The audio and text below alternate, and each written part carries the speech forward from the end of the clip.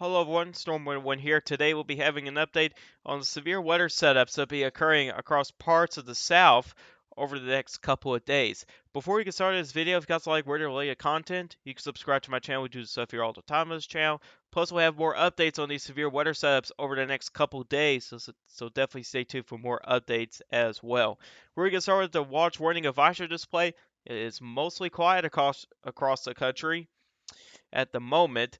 We are expected to see some strong severe storms over parts of the Ohio Valley, and there could be some scattered severe across parts of the south as well, but those will be more summertime variety type of storms. You can see here's the SPC outlook for today. Got several areas that could see the potential for severe weather, but really the main area of focus would be the slight risk for parts of northern Kentucky, southern Ohio, parts of West Virginia, far southeastern Indiana, and southwestern Pennsylvania. There's even another slight risk for parts of far southern Texas, kind of along the Mexican border. There's a 5% tornado risk out there, and that's mostly for southern Ohio. Damage winds would be the main threat. There could be some hail for some of these storms, but back down into around Del Rio and Eagle Pass, Texas, that's where we could see the potential for some significant hail out of some of those storms out there as well. And then you got scatter March risk. There's one for parts of Virginia and North Carolina, and there's a couple for Texas. Day 2, which is tomorrow, getting enhanced risk for severe weather for parts of northwestern Texas into southwestern Oklahoma. We got a 10% hatch area for tornadoes, and some of those could be strong as well. Damage winds will be possible, but I think the main threat is going to be the hail. There's going to be a lot of instability out there and plenty of lift to get some pretty good hailstorms out there as well. Then on day 3, which is Thursday, we got an enhanced risk for severe weather across parts of southern and southeastern Missouri, most of Arkansas, far southeastern Oklahoma, northeastern Texas, northern Louisiana, far northwestern Mississippi, and far western Tennessee, with a slight risk surrounding some of those areas. There's no hatched area, but you do have that 30% risk area, and I think the main threat is going to be damaged winds, but there could be the possibility for some isolated tornadoes, even some hail out there as well. On day 4, which is Friday, predictably too low, but I think that's going to change as we get to the day 3 outlook tomorrow. Day 5, predictably too low, but on day 6, which is Sunday, got a 15% slight risk for eastern Kansas, southeastern Nebraska, most of western Missouri, and southwestern Iowa.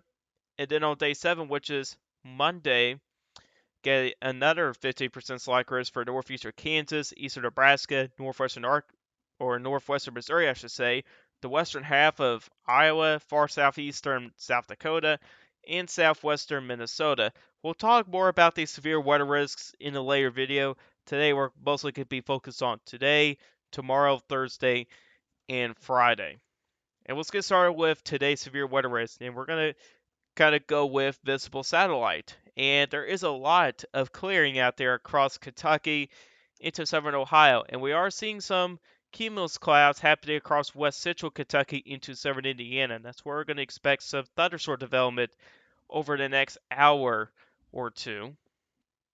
If you check out the surface observations, temperatures are generally in the upper 70s to low 80s out there, and there's also quite a bit of humidity out there. Dew points are generally in the low to mid 60s. Whoever looked into some of the Kentucky Methodist stations, we even had some upper 60s not long ago, so it's going to feel pretty muggy out there today, and a lot of that muggy air is going to continue all the way up into parts of Ohio, which in southeastern Indiana, we actually have some low 70s dew point values, and that's a very muggy air mass out there. We'll check out surface base Cape, and there's a lot of instability out there already. Northern Kentucky with a bullseye of 2,500 joules per kilogram with 2,000 joules per kilogram for parts of far southwestern Ohio and southeastern Indiana. Using another 2,000 spot in west central Kentucky. So there's a lot of instability out there, at least surface based. Now, McClure Cape is much lower with around 1,000. We do expect these values to increase, over the next several hours. Now, Downdraft Cape, which is a a product that can be used for damage winds. Really, anywhere above 800 can be favorable. There are some isolated 800 values out there, and I think some of these numbers are going to increase as the day kind of goes on. Now, low lap rates is another ingredient for damage winds, and you can see we do have some elevated numbers out there, especially across Kentucky. Really, over a 7 will be favorable for damage winds. You can see here it covers a good portion of Kentucky, even it sneaks into southeastern Indiana, and that's eventually going to move into parts of Ohio by later today. Now, wind shear values, if you do check this out here, and this is from the surface to 500 millibars, you can see our values are not terribly high or very high anyway. They're not very impressive overall, but there are values around 100 in some places out there. And this is from the surface to 500 millibars, so there's not a whole lot of wind direction of height out there. And you can see here, if you check out some of the understory Felicity products, some of those highest numbers are up in Ohio currently. But we still need to watch some of these areas out here, though. You can see here, when we look from the surface to about 3 kilometers, you can see here there are some elevated numbers out there. And there are some disagreements from the models when it comes to wind shear values, especially back across parts of Ohio and central Kentucky, which the Harris NAM, the NAM family has been more aggressive with the wind shear. With her on the other hand, not so much. So there is some uncertainty with wind shear. So we have to keep an eye on the wind shear values closely, because if they trend towards the NAM family, we could see a better opportunity for some severe storms out there. Supercell composite here, the numbers are not very high or anything, generally of 2 to a 4. There's even a level 8 in the parts of southern Ohio, northeastern Kentucky, but that's over a small area. Significatory parameters, and they're not impressive either, and we don't expect these numbers to be a high or anything, but its high is a 1 in northern Kentucky, southeastern Indiana, into southwestern Ohio, and I think we'll see some pretty decent numbers as it gets into southern Ohio as well, where we do have that better wind shear up there as well. Let's check out some of the models here. And I will say that the Herb model has been very inconsistent with the reflectivity, so I will take it as a grain of salt. Even with the instability values too, it's been really underestimating those instability values out there. So really the Herb model so far today has not been doing a great job so far today. So take this reflectivity as a grain of salt here. But you can see here, this even shows a little supercell over in parts of Ohio. And there could be a supercell or two out there, especially where some of the strongest wind shear is going to be, which could be in the parts of central and maybe in the southern Ohio, depending on how far north the wind shear values will get. But there's also there could be the potential for a cluster of thunderstorms out there as well, and these could contain damaging straight line winds out there. And that's going to be the main threat for today. You can see here pretty much about peak time heating. You got some cluster thunderstorms out there. Not much away of supercells, but these cluster thunderstorms could produce damaging winds out there as well. And even down to parts of Alabama, it shows a decent cluster down there as well. And those are kind of more summertime variety cluster. But really the area we're watching for closely here would be across central and southern Ohio, back into parts of central Kentucky, and maybe in the parts of West Virginia and southwestern Pennsylvania. Southwestern Pennsylvania is a little bit more questionable, in my opinion here. But we'll see how things kind of go later today. But let's check out the environment here. We're actually going to use the Harris NAMP today because, at least environment-wise, because it's been the most accurate, at least more accurate than the rest of the models anyway so far today. And these are your significatory parameters. And you can see here, what's very interesting from the Harris NAMP, it's been keeping some of those higher numbers further back to the southwest, but honestly, I think we're going to see some of the higher numbers for parts of central and southern Ohio, where we have some of those better wind shear values. So I do have some disagreements with the Harris NAMP, but it's a little bit interesting. But if we do get a couple soundings out there, and this is what I was saying here, whether the Harris NAMP is being a little bit more aggressive with the wind shear values than some of the models out there. You can see, look at Story of Felicity. It's actually pretty elevated, between 200 and 300. I mean, that's favorable for supercells that could potentially produce isolated tornadoes. It's on that kind of top end level. The Hodograph looks alright. There is some wind direction of height. Plenty of instability, which has been doing a pretty decent job today with the instability Downdraft Cape is not very impressive, but it could still be high enough for some damage winds. Low lap rates wise, not really the best, but honestly, I think it could be underestimating the low lap rates just a little bit out there.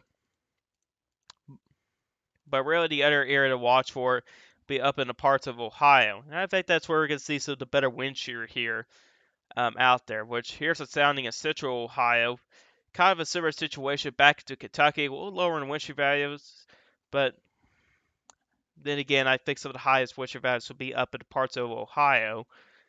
And decent hodograph. Wind direction of height's not very impressive out there. Uh, just enough story to velocity values to support some severe weather. Decent amount of instability, although mixed layer cape is kind of lacking a little bit as well, just below 1,000.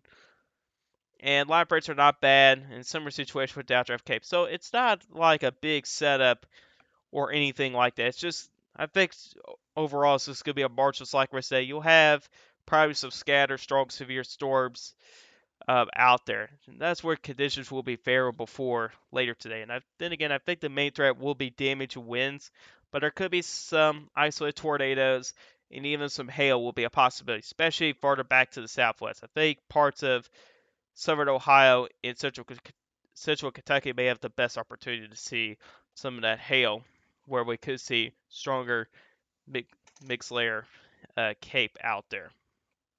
Then the severe weather risk shifts back to the west into parts of Texas and Oklahoma by Wednesday, which is tomorrow. Which this is reflectivity, which the HRML did a pretty good job with reflectivity yesterday, so I'll give it some credit. And as we kind of get towards peak time here or get closer to it, we already got supercells developing in the parts of the Texas Panhandle. Those will be the ones that may have the potential to produce large hail, damage winds, even some isolated tornadoes out there as well. Not very confident with the strong tornado potential. And I'll show you guys why from the HRM model with significant torque parameters. But anyway, check this out here. Look, all these storms are out here across parts of northern Texas, even in parts of eastern Oklahoma. Now, I'm not sure how I feel about the reflectivity here, especially given the fact that it's still a decent ways away here, at least for the HRM model standpoint anyway. And I think this is going to change here, but then again, just a simulation. You can see here there's some supercells out there, and these do have the potential to produce damage to winds, large hail. Some of it could be very large, and even some tornadoes out there as well. And one of those could be strong too. You can see here how these really begin to cluster up as well. And there could be a flash flood risk out there too, if the HRML were to be correct. But here's the environment. Circulatory parameters are pretty elevated, but keep in mind a lot of these are contaminated significant tornado parameter values. And it's going to be hard to find out an accurate sounding here, which I've been trying to find it before the video of a decent sounding here. Actually, this is a decent sounding right here. A more accurate sounding anyway. And you can see here, one of the issues that I have here, at least for the strong tornado risk, is the story of velocity values are not the best out there. But generally 200 to 250. So I think that's going to limit the strong tornado risk just a little bit. I think the strong tornado risk is there, but I think it's going to stay on the low end side because the winter values, I don't think it's going to be too impressive, but it could change. Still plenty of time for changes. If we look at everything else, there's going to be plenty of instability, plenty of lift. That's going to support large hail, no doubt about it. Downdraft Cape is 1100, and lap rates are going to be able to stronger in too in the mid levels. You also got a diesel hodograph too. So really give in mind the sounding here, conditions could be favorable for large hail, so it could be very large, damage winds, and I think there could be tornadoes, and at low end risk for a strong tornado out there as well. And check this out when these storms develop here. You could actually see some of its outflow boundaries out here too, which could enhance some of the tornado potential too. There are some elevated significant tornado parameters values out there, but then again, like I said earlier, a lot of these significant tornado parameter values are contaminated sounding, so it's hard to find the sounding here. Here's another non-contaminated sounding here. Wind shear values are even lower on this one, actually kind of around 200 and below, so it's not the best. However, with those lower wind shear values, it's going to help increase the hail risk a little bit too. I mean, look at the instability values. 3,600. Big Slayer is 3,400. That's favorable for some significant hail. So even the tornado risk is high or not, you're still going to have that risk for a large hail. I think that's going to be a guaranteed threat for tomorrow. And there's also going to be that potential for damage winds too. Downdrive cape is pretty elevated too. Also, lap rates are good too. As well. Holograph, on the other hand, it's a bit small right there, small curve to it. So really overall by the sounding here, favorable for large hail, so if it could be significant, damage winds could be possible, and tornadoes could be a possibility out there as well. We'll have to wait and see wherever new runs begin to come in for tomorrow's severe weather risk as well. You can see here, check out a lot of those alpha boundaries out there as well. And then we move on to Thursday. And that's where we had the large enhanced risk. It seems like the NAMO has been kind of trending a little bit slower with this system here. This is about peak time heating. And you can see there's some pretty decent superset composite values out there, but some of the greatest values are back to 18Z, which is a little bit earlier in the day. Let's check out some of the ingredients here. This is surface-based cape here. It's generally about 2,000 to about, they're as high as close to 4,000 in some places. Maybe a little bit overcooked with the instability. NAM does have a tendency to be a little bit overcooked, the instability, but regardless if it's overcooked or not, still favorable for severe weather. Dew points, it's going to be quite muggy out there. I mean, those are low 70 dew points. That's a very muggy air mass. Now, the Lova Jet, it's pretty decent out there. 40 to 50 knots is pretty good for this time of year, especially with the elevated wind shear values, or the instability values, I should say. I'm out there. But let's go back to the Superset composite here. Let's get a couple soundings out there. Let's go to southwestern Arkansas and see what the NAML suggests. And while we're at it, let's go and get another sounding from western part of Louisiana. And I think no doubt about it, there's going to be a squall line, especially along the cold front. But I think the bigger question is there going to be storms that develop ahead of the front? Because if any storm develops out ahead of the front, they do have the potential to become supercells, and there could be a risk for a strong tornado too. The wind shear values are pretty elevated. Tornado velocity values are pretty elevated, and that could help increase the strong tornado risk a little bit. You got a pretty decent holograph out there too, and then again, instability values are elevated, and lap rates are also pretty decent out there as well. So really give by the sounding here. Damage winds. There could be some hail, and there could be tornadoes out there too, and one of those could be strong too. And this is down a little far south, a little bit into western Louisiana. And this is a very similar situation as the one up in southwestern Arkansas.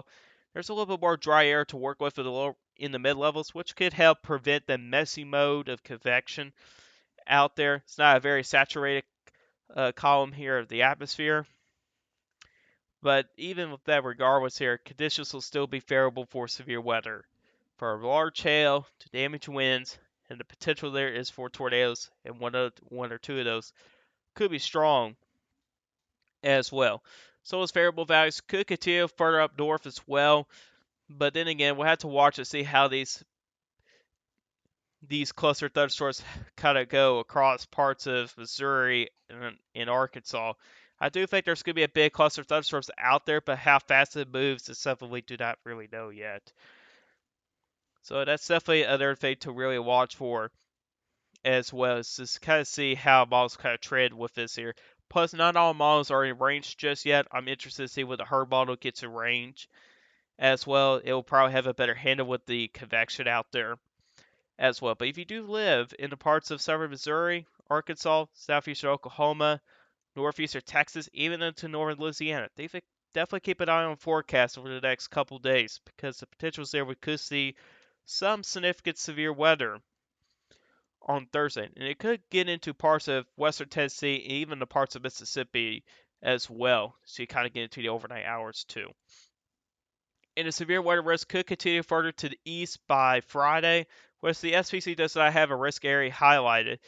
But checking out the NAM model, this is 18Z on Friday, so kind of in the afternoon hours.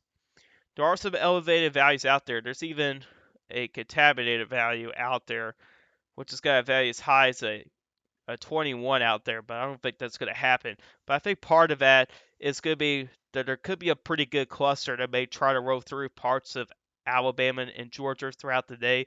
And those could contain damaging straight line winds, and there's also the possibility for QLCS tornadoes as well. So we have to wait and see how the convection for Thursday kind of evolves throughout Friday, because if that convection for Thursday really does continue through Friday, it'll be a little bit interesting.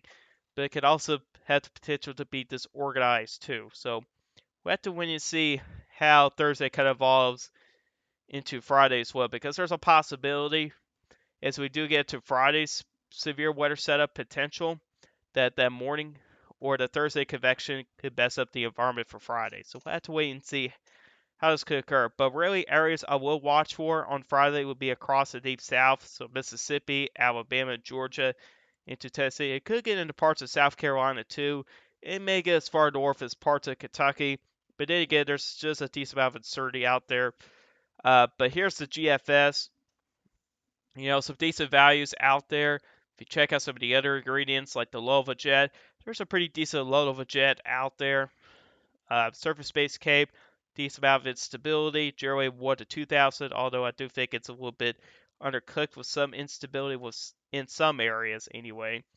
Dew point values would generally be pretty elevated out there as well. So again, we'll have to wait and see how things kind of evolve Thursday, and we may have a better idea as we if we have a better idea on Thursday, we may have a better idea for it as we get to Friday, especially when some more models do get in range.